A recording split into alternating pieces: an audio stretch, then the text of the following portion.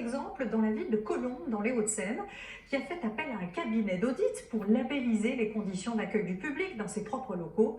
Et elle finance aussi une partie de ces vérifications pour les commerces qui le souhaitent. Michael Guilleux et Michael Merle.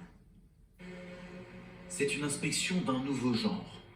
Ce que je vous propose, c'est qu'on fasse le tour de votre établissement, vous montriez un peu tout ce que vous avez mis en place.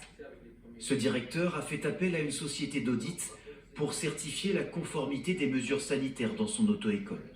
La première personne qui va arriver, il va aller dans le poste numéro 1. Donc là, la salle est limitée à 8 personnes. L'occasion aussi de se faire aider par un expert avant la réouverture. Est-ce que vous avez prévu d'enregistrer aussi chaque nettoyage qui sera effectué ?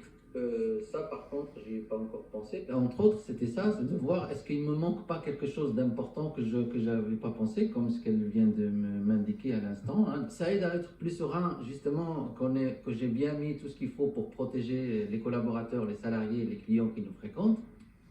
À la clé, ce label affiché en vitrine. La certification coûte 250 €. À Colombes, la ville a décidé de financer ces expertises pour les écoles et, comme ici, les crèches. On a mis en place aussi un système de gommettes pour avoir 1 mètre d'espacement sur chaque table pour le repas des enfants. Une manière d'accompagner le personnel et les parents. C'est quelque chose qui nous incite, nous, à remettre notre enfant à la crèche pour pouvoir aussi reprendre une vie, recommencer à travailler. La maire propose également de payer la moitié de la certification aux commerçants volontaires. Il faut que l'économie redémarre, que les commerçants ne déposent pas leur bilan. Et on voit toutes les difficultés qu'ils ont eues, ils ont des frais fixes. Il faut que la clientèle revienne, et pour que la clientèle revienne, il faut les rassurer. L'opération qui vient de commencer est dans l'ensemble bien accueillie par les commerçants. Le fait d'avoir un label, pour le coup, voilà, on est sûr que les gens viendraient avec beaucoup plus de confiance.